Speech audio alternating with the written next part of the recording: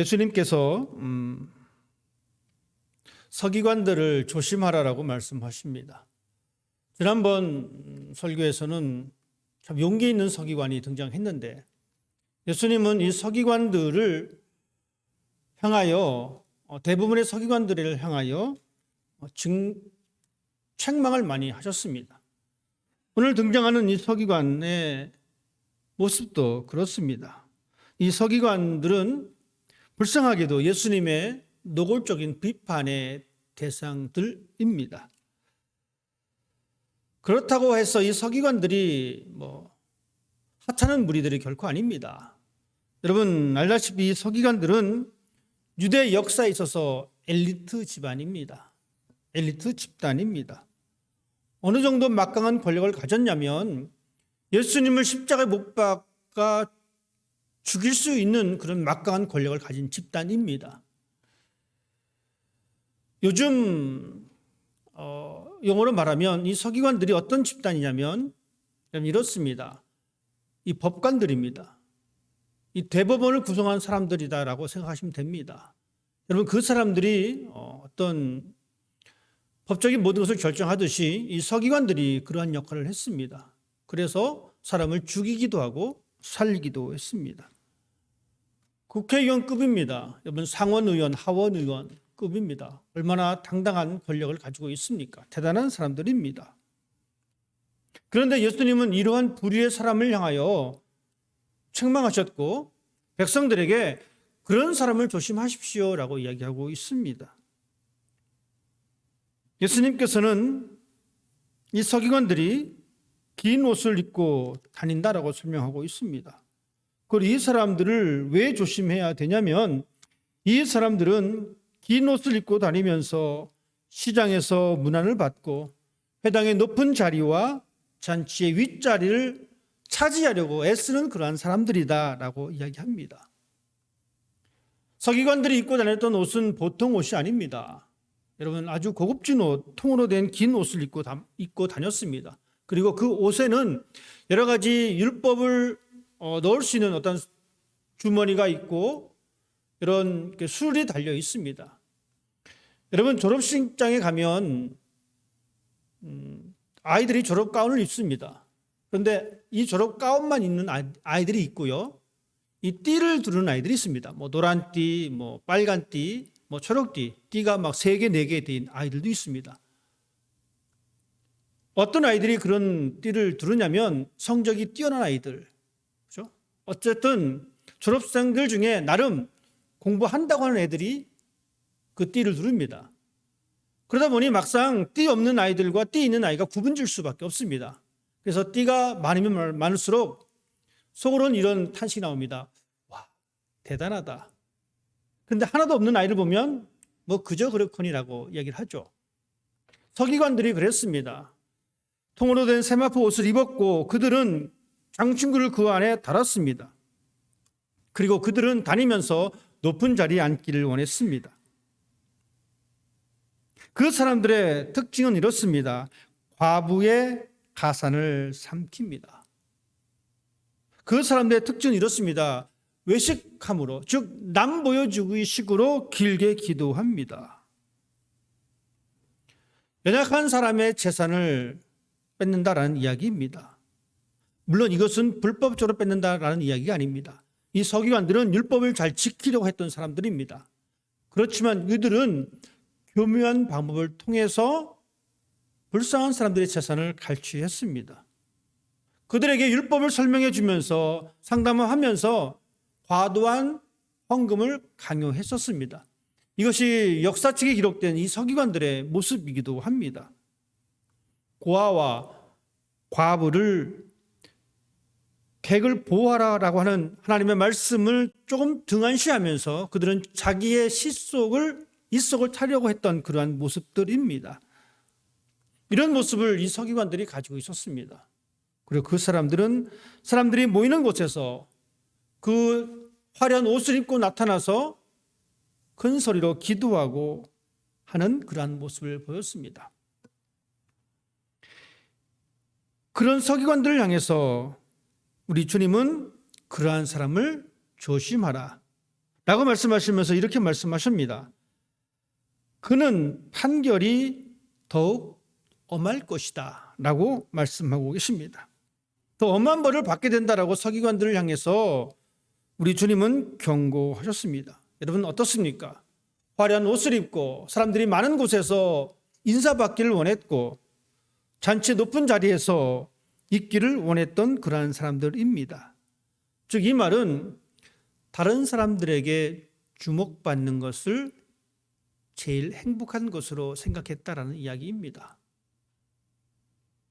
똑같이 평범한 옷을 입으면 사람들은 주목하지 않습니다. 그런데 정말 특이한 옷, 화려한 옷을 입으면 주목받을 수밖에 없습니다. 이 서기관들의 모습이 그랬습니다.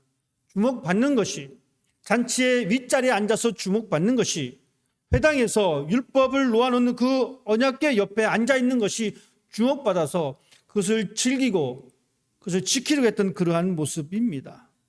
여러분, 주목받기 원하는 사람들은 주목받지 못하면 그들은 불행하다라고 생각을 합니다.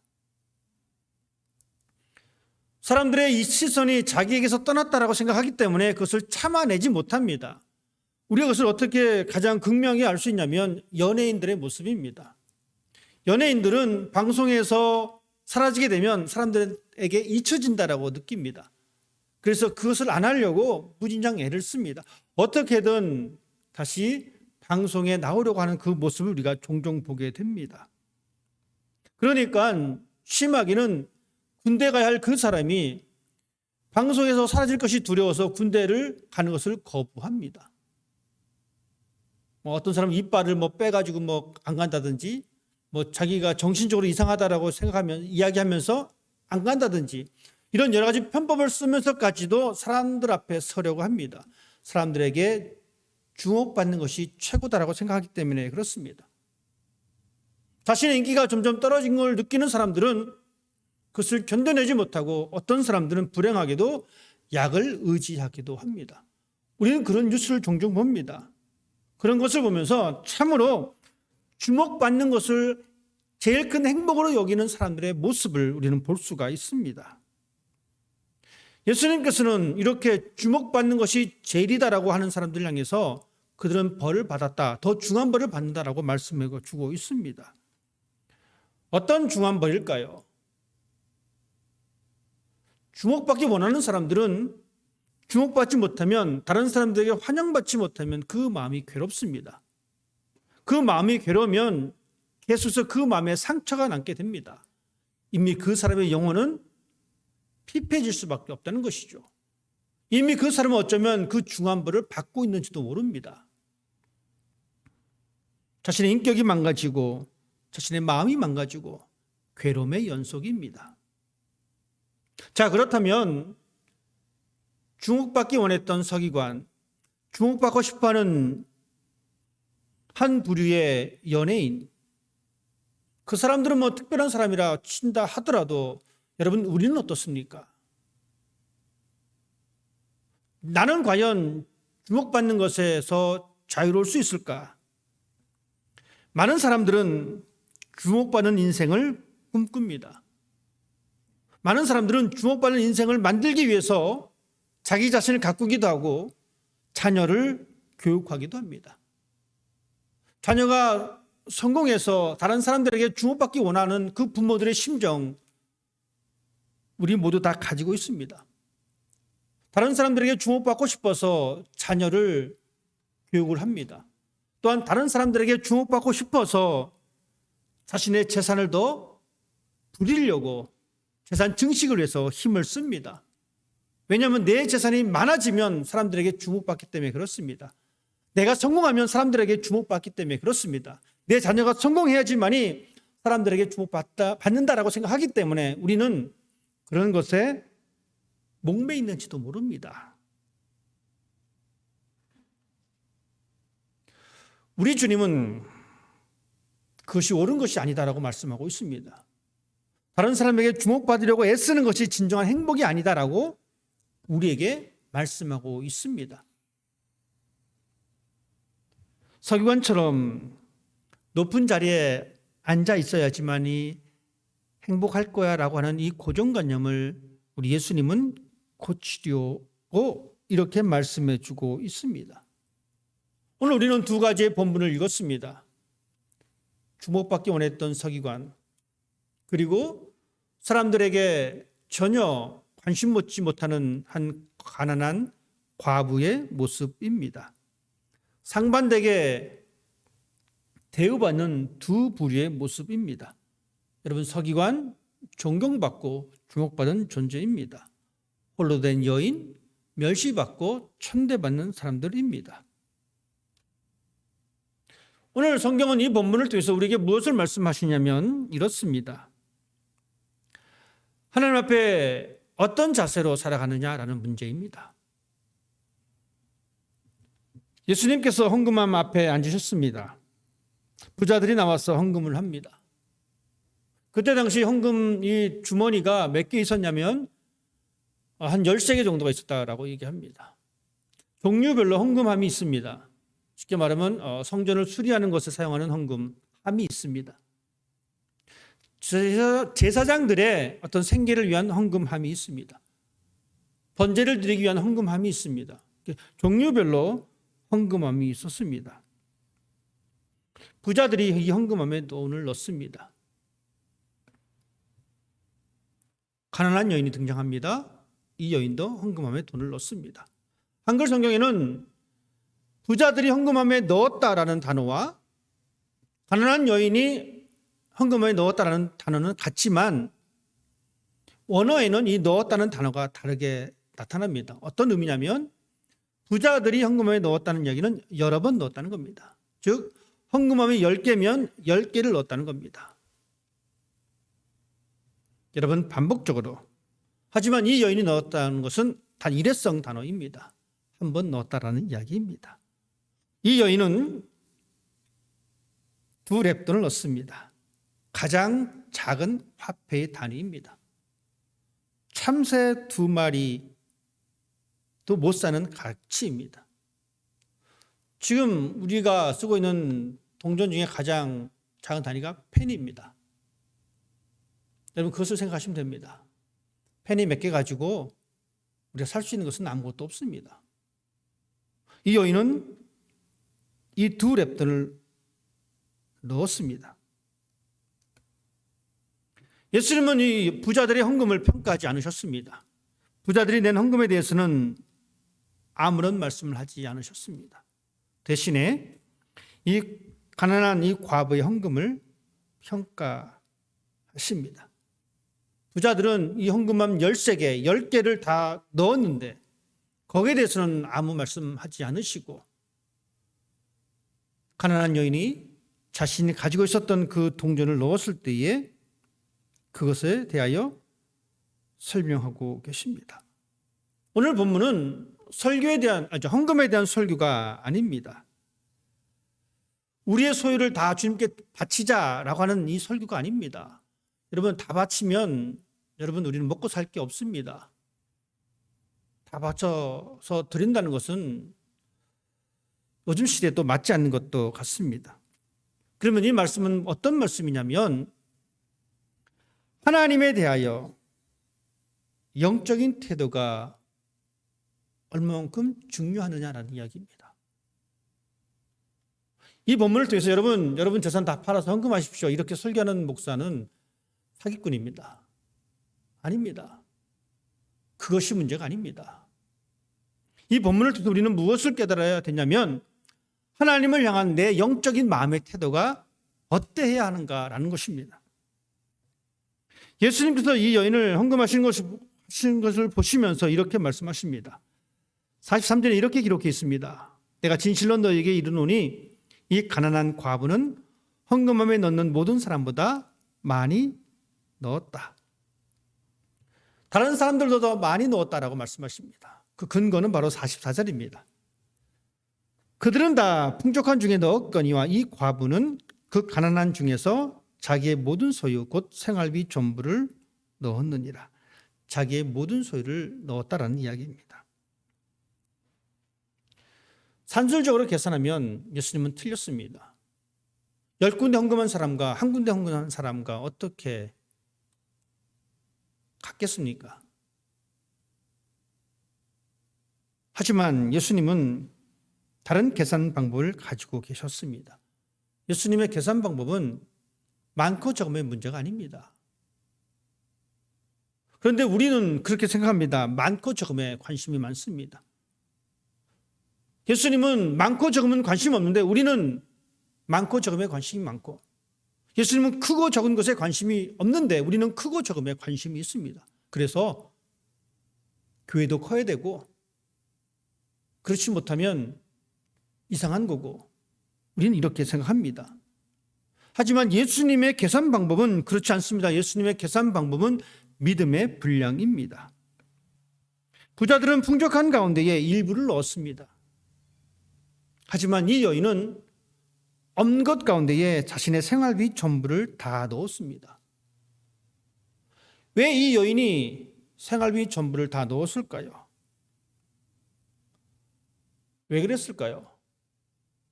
에이, 이제 얼마 없는데 이거 다 내고 헌금하고 그냥 뭐 죽자, 이렇게 생각할 수도 있을 수도 있습니다. 아니면 누가 옆에서 이렇게 유혹할 수도 있습니다. 너 헌금 다 하면 하나님이 축복해 줄 거야. 물론 이렇게 설교하는 목사들도 있습니다. 헌금 많이 하면 축복받는다라고 하는 목사도 있긴 합니다. 왠지 모르겠지만 이 여인은 이 생활비 전부를 다 바쳤습니다. 이 여인은 없는 것 가운데 전부를 바쳤습니다. 가난한 여인의 전 재산이 2렙돈입니다. 자신의 전 재산을 바친 이 모습은 어떤 모습이냐면, 내 인생의 모든 것은 내 것이 아니라 하나님에게 속겠다라는 신앙의 고백입니다. 여러분, 우리에게 필요한 것은 바로 이러한 모습입니다. 내 인생이 하나님의 손에 달렸다는 것. 우리 가족의 모든 것이 하나님의 손에 달렸다는 것. 이 사실을 알았기에 이 여인은 자신의 전부를 드렸습니다. 즉, 이 여인은 마음을 다하고 힘을 다하고 목숨을 다해서 드렸다라는 이야기입니다. 서기관이 나서서 예수님께 묻습니다. 첫 번째 되는 계명이 무엇입니까? 마음을 다하고 뜻을 다하고 목숨을 다하고 힘을 다하여 주 너희 하나님을 사랑하는 것. 여러분, 이 여인은 이 말씀을 그대로 실천한 여인입니다. 생활비 전부를 바쳤습니다. 여러분, 생활비는 어떤 것입니까? 최소한 우리 가정이 살아가는 그 최소의 금액입니다. 하지만 이 여인은 그것을 바쳤습니다. 자신의 삶을 전적으로 하나님께 맡기는 그 모습을 드러내고 있습니다. 예수님께서는 어떤 사람을 칭찬하셨습니까? 예수님은 어떤 사람이 정말 행복한 사람인가에 대해서 말씀해 주고 있습니다. 자신을 드러내는 것을 행복으로 사는 사람이 행복한 사람이 아니라 자신의 삶을, 자신의 인생을 전적으로 하나님께 의지하는 사람이 행복한 사람이다라고 하는 것을 말씀해 주고 있습니다. 여러분, 하나님의 평가 기준은 사회적인 지위나 신분이 아닙니다. 세상의 잣대가 아닙니다. 하나님은 빈부로 사람을 나누지 않습니다. 하나님은 헌신과 겸손으로 사람을 나누십니다. 우리 모두는 생존에 대한 두려움을 가지고 있습니다. 여러분 보십시오. 국가나 개인이나 생존에 대한 두려움이 존재합니다. 국가도 생존에 대한 두려움을 가지고 있습니다. 북한과 남한의 상황이 그렇습니다. 여러분, 북한에서 미사일을 막 쏩니다. 그러면 남한 나라에 대한 생존에 대한 위협을 느낍니다. 그러니 같이 그 생존에 대한 두려움을 극복하고자 또 무기를 개발합니다. 이것이 나라가 가지고 있는 생존에 대한 두려움입니다. 개인은 어떻습니까? 우리 모두 마찬가지입니다. 우리 역시 생존에 대한 두려움이 있습니다. 내가 가난해지면 어떻게 할까? 내 미래가 쪽박을 차는 거지의 인생이 되면 어떻게 될까라는 두려움을 가지고 있습니다. 그런 두려움 때문에 우리는 점점 우리 자신을 지키려고 더 무서운 것에 대하여 우리가 빠져들어가게 됩니다.